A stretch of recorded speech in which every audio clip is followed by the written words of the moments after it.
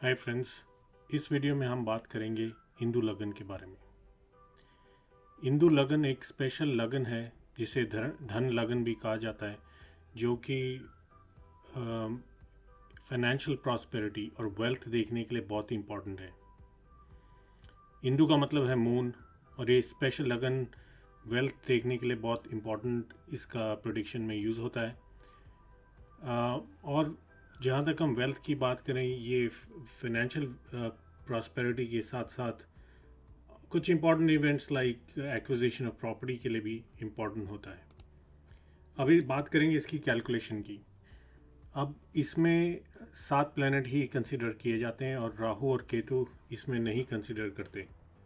और यही 7 जो प्लैनेट्स हैं जो अब आप अपनी स्क्रीन पे देख रहे हैं, उनकी एक कलास होती हैं, या आप कह सकते हैं पॉइंट्स होते हैं जो एलोकेट किए हुए हैं। अब जैसे देखिए, सूरज को 30 class, moon 16, Mars 6, mercury 8, Jupiter 10, Venus 12 और सैटर्न 1।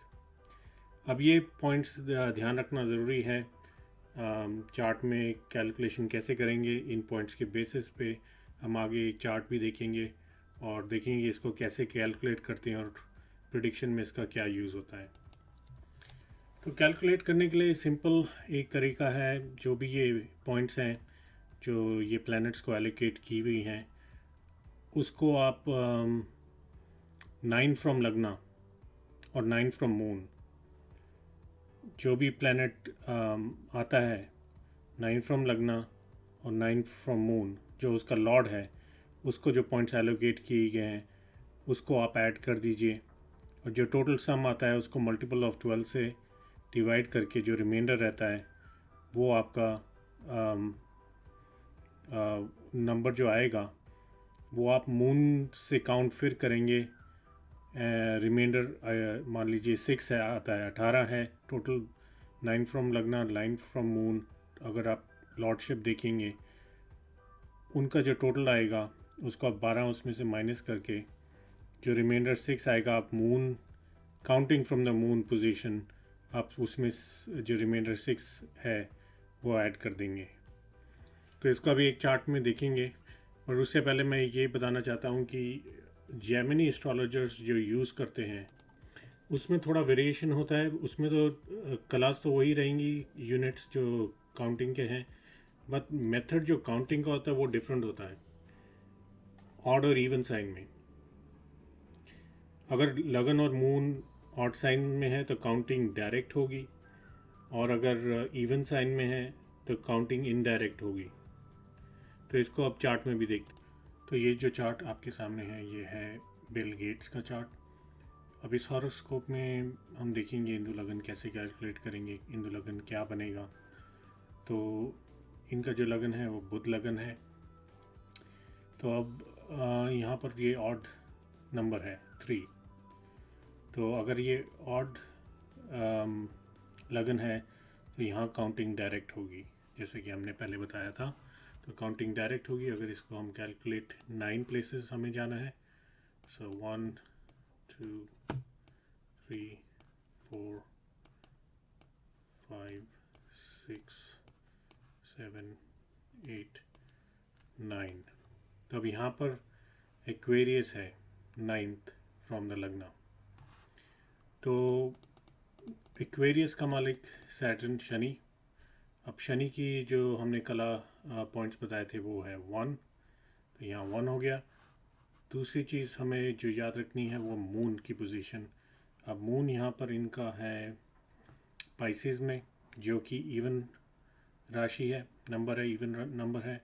तो यहाँ पर जो काउंटिंग होगी इनडायरेक्ट 9 होगी। तो इसको काउंट कर लेते हैं। ये 1 2 3 4 5 6 7 8 9। अब ये जो है वो 9th पोजीशन जो होगी वो होगी स्कॉर्पियो, जिसका लॉर्ड है मार्स। और जो मार्स को हमने कल आप उसकी पॉइंट्स बताए थे वो है 6। सो 6 प्लस 1 7, टोटल पॉइंट्स यहाँ होगी 7। 7 ही पोजीशन आएगी, क्योंकि 12 से अगर करेंगे जो रिमाइंडर 7 ही रहेगा इसमें, क्योंकि 12 से नीचे है। अब जो रिमाइंडर हमारा 7 आया है, अब वो मून से हमें कैलकुलेट करना है, हिंदू लगन कैलकुलेट करने के लिए। सो 1 2 3 4 5 6 7 जो कि वर्गो है। सो 7th फ्रॉम मून, यहाँ पर ये वर्गो आ गया जिसका मालिक है बुध। तो ये वर्गो साइन है, ये हिंदू लग्न है। So this is the Hindu लग्न। सो ये ऐसे कैलकुलेट करते हैं हम किसी भी चार्ट में हिंदू लग्न का। तो अब इसको देखेंगे कि इस हिंदू लग्न से हम क्या क्या देख सकते हैं फाइनेंशियल सक्सेस के बारे में। अब इनके हिंदू लगन से दूसरे हाउस जो देखिए, हिंदू लगन से जो दूसरा घर है कितना पावरफुल है। यहाँ उच्च का शनि दूसरे घर में हिंदू लगन से, शुक्र अपने ही घर में, एक strong second house of wealth. इनको इतनी ज़्यादा वेल्थ जो मिली, उस सेकंड हाउस हिंदू लगन से काफ़ी स्ट्रॉन्ग है। हालांकि चार्ट में जो कॉम्बिनेशंस हैं वो भी इनके काफ़ी अच्छे हैं, बट हिंदू लगन से हम काफ़ी कुछ देख सकते हैं कि सेकंड हाउस बहुत स्ट्रॉन्ग है। और सूरज भी नीच भंग राजयोग बना रहा है यहाँ पर। और 11वें घर को अगर आप देखें, वहाँ का मालिक मून हिंदू लगन को फिर एक केंद्र से देख रहा है, एक स्ट्रॉन्ग, उसको पावरफुल, उसको एक एस्पेक्ट दे रहा है लगन पे, हिंदू लगन पे। तो इसको एक काफ़ी अच्छा वेल्थ योग बना रहा है।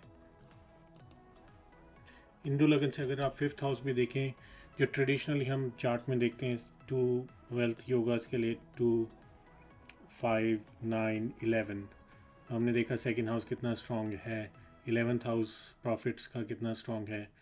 और अगर 5th हाउस भी देखें तो उसका मालिक शनि यहाँ पर उच्च का दूसरे घर में बैठा है, सुपीरियर धन योग बना रहा है। 9th हाउस का मालिक वीनस, वो भी कितना स्ट्रॉन्ग है सेकंड हाउस में, इन दूसरे प्लैनेट सैटर्न, उच्च के सैटर्न के साथ बैठा है। तो ये सारे कॉम्बिनेशंस हिंदू लगन को अगर देखें तो that's why Bill Gates became the richest man. At one point he was the richest man. और वैसे भी इनकी कुंडली में जो योग बन रहे हैं वो भी धन योग काफ़ी अच्छे बन रहे हैं। यहाँ पर 5वें घर का मालिक 5वें घर और अपने ही घर में है 5वें घर में, और साथ में वो 9वें घर के मालिक शनि के साथ बैठा है, जो कि उच्च का शनि है। 11वें घर का मालिक मंगल, उसको मून जो दूसरे घर का मालिक है एस्पेक्ट कर रहा है। और लगन का मालिक बुध मंगल के साथ यहाँ पर बैठा है चौथे घर में। तो ये सारे कॉम्बिनेशंस इनके हॉरोस्कोप में धन योग तो दिखाते ही हैं। हिंदू लगन से हमें और इनके बारे में पता चलता है कि वेल्थ काफ़ी अच्छे सुपीरियर वेल्थ कॉम्बिनेशंस इनके चार्ट में हैं। तो इसमें हम और कुछ हिंदू लगन के बारे में अगर बात करें कि क्या कॉम्बिनेशंस और हो सकते हैं कि आपको बहुत ज़्यादा धन दे सकता है ये कॉम्बिनेशन।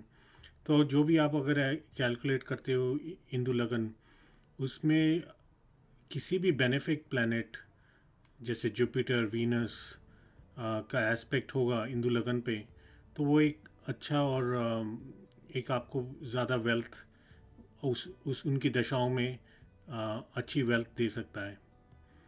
इवन अगर एक भी प्लैनेट बेनिफिक प्लैनेट है उसकी दशा चले और वो अच्छी, मान लो वो उच्च का है, अगर आपके लगन हिंदू लगन में बैठा है या आपको हिंदू लगन के ऊपर उसकी एस्पेक्ट आ रही है, तो वो एक अच्छा उसको वेल्थ कॉम्बिनेशन देगा। और इसे कोटेश्वर योग भी कहते हैं। अगर यहाँ बात करें कोई मैलेफिक बैठा है, मैलेफिक भी अगर आपका हिंदू लगन में बैठा है लेकिन उसकी पोजीशन अच्छी है, मान लो वो उच्च का है, तो वो भी आपको वेल्थ देगा, लेकिन इतनी वेल्थ जितनी बेनिफिट देता है उतनी नहीं देगा। लेकिन हाँ, ज़रूर वो डेफिनेटली अगर वो उच्च का बैठा है तो उसकी दशा में आपको अच्छे वेल्थ योग बनाएगा। बट कोई भी प्लैनेट अगर 3 6 8 या 12 होगा हिंदू लगन से, तो वो डिस्ट्रॉय करेगा वेल्थ। बट इसमें आपको पूरा आपका बर्थ चार्ट देखना है, नवांश चार्ट देखना है, और वेल्थ कॉम्बिनेशंस इटसेल्फ चार्ट में कैसे हैं वो भी ध्यान रखना है।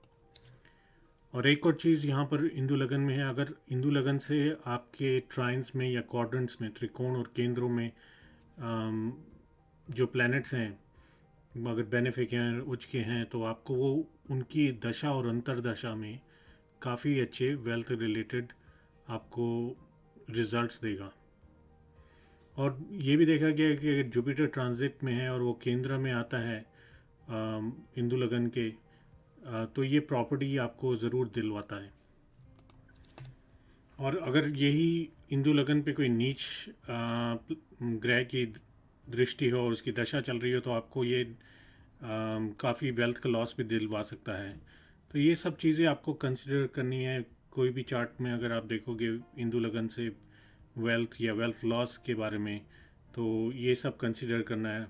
और नवांश कुंडली में भी आपको प्लैनेट्स का देखना है कि अगर प्लैनेट वहाँ इम्प्रूव हो रहा है, उसकी डिग्निटी इम्प्रूव हो रही है, वो उच्च का हो रहा है, या उसको कोई बेनिफिक प्लैनेट की एस्पेक्ट आ रही है, तो वो वेल्थ के लिए अच्छा कॉम्बिनेशन बनेगा। और 11th house, second house, fifth और नाइन्थ हाउस, ये इम्पॉर्टेंट हाउस है धन योग के लिए। तो ये इन हाउसेस में कौन से प्लैनेट हैं या उनके लॉर्ड्स उच्च स्थिति में है, कैसे स्थिति में है, या वो नीच के हैं, ये सब देखना बहुत इम्पोर्टेंट होता है। तो आई होप आपको कुछ आइडिया मिल गया होगा इंदु लगन के बारे में। मैं आगे और भी वीडियो बनाऊंगा वेल्थ योग के बारे में, और हम जेमिनी में कैसे देख सकते हैं कि किसी भी चार्ट में कि उसके वेल्थ कॉम्बिनेशंस और प्रॉपर्टी कॉम्बिनेशंस कौन से प्लैनेट की कब जाकर आपको अच्छे रिजल्ट्स देगी। So thanks for watching and I will see you in